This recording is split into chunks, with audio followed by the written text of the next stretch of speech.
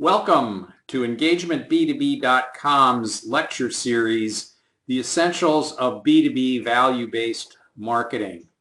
In this session, we're going to tackle the question, what is customer value? Hi, my name is Jim Narus. I'm going to be the speaker for the session. If you'd like to reach me via email, you can do so at engagementb2b@gmail.com. Now, given we're going to spend a lot of time talking about customer value, it's important that we all agree on what we mean by customer value. I say that because value today is probably the most commonly used word in marketing, and it has a lot of definitions. We like to think of it in terms of gives and gets. Now, what do I mean by that? Well, when a customer is evaluating your offering in order to decide whether or not to purchase it, he or she tends to look at their gets, that is, what benefits is the product going to deliver to them, versus the gives, meaning what is it that they have to give up in order to get those benefits. Warren Buffett put it succinctly when he said, price is what you pay, value is what you get. So during our presentations, we're going to evaluate the customer decision-making process largely on these two dimensions. Value is what we see them getting, versus price is what they're going to have to pay. Now let's drill down a little bit to find out what we mean by value, where its meaning comes from. I like to begin with the old sales training, what's often referred to as the FAB model. FAB refers to features, advantages, and benefits. And the basic takeaway from that training is that your rookie and perhaps ineffective salespeople tend to focus on features and advantages, whereas the successful salesperson focuses in on benefits. Now, what do we mean by this? Well, a feature is a technical specification of your product. So it describes what it is, what its physical characteristics are. An advantage refers to something that your product does bigger, better, faster, or different than the competition. Now, why is this ineffective? Well, I like to give the example that the late Ted Levitt, who was a professor at Harvard Business School many years ago, gave, which is basically this simple little bromide. And basically it goes as follows.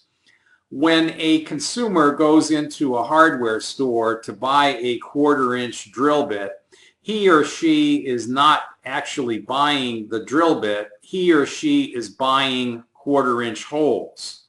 So Ted Levitt said that if you want to be successful as a sales or marketing person, you actually have to be selling the holes rather than the drill bit. So in contrast to, again, your rookie sales person who tends to focus in on the features, you want to focus in on the benefits. And in essence, what you have to do, which makes the sales job more difficult, is you have to translate features and advantages into benefits. Now, in today's world, talking about benefits is not sufficient. In fact, you have to translate them into worth.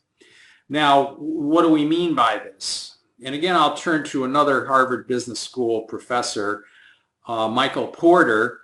In his book, Competitive Advantages, he uses this analogy. And obviously, that book was written quite a few years ago, so it needs to be updated. In that, he says, well, you know, the typical television set in the United States sells for around $300. And a typical television set takes on the order of 30 seconds to warm up before you can actually see anything.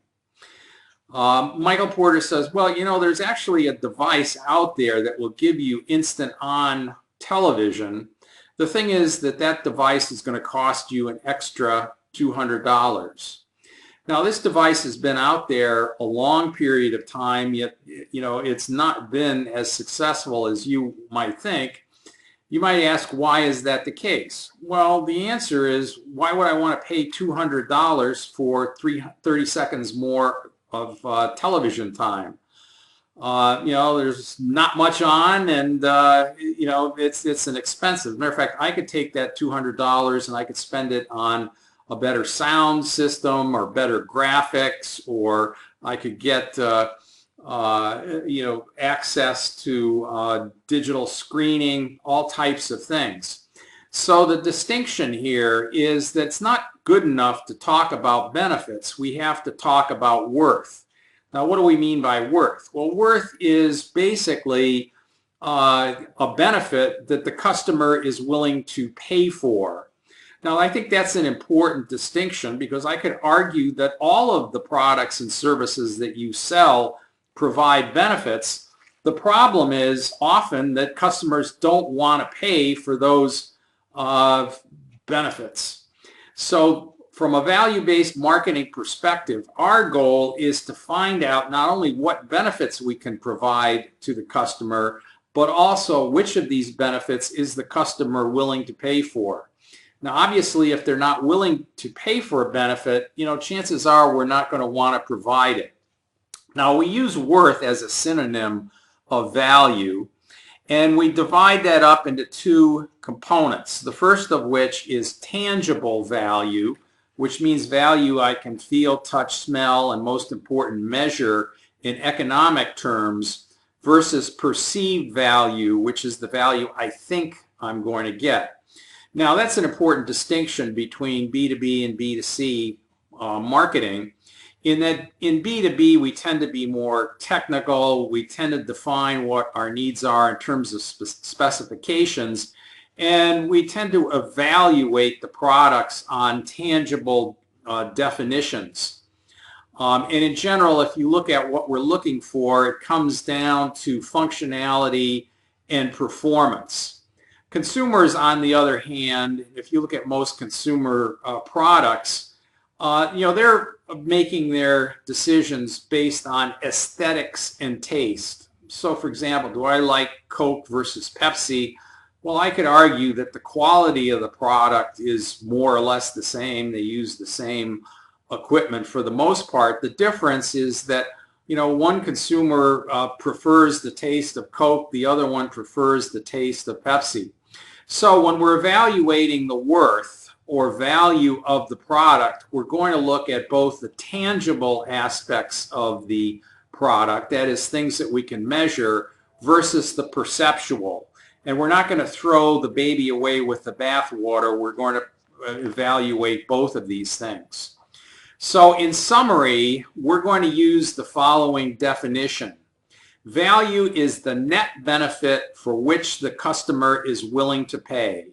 And the two key words there are net benefits and willingness to pay.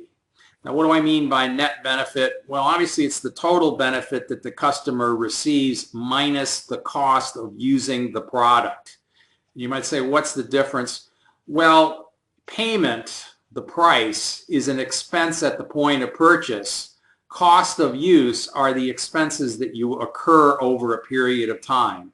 In the case of B2B products, this latter, the cost of use, is probably going to be the defining characteristic. So once again, in our parlance, value is the net benefit for which the customer is willing to pay. All right, now there are more details on this once again in our two books, the management practice version, Value Merchants, and the academic textbook, Business Market Management, both of which are available on Amazon.com or other online and brick and mortar retail establishments. And again, our ongoing research is summarized in engagementb2b.com. Okay, now that we have an understanding of what we mean by value, the next thing we want to turn to is what are the sources of value.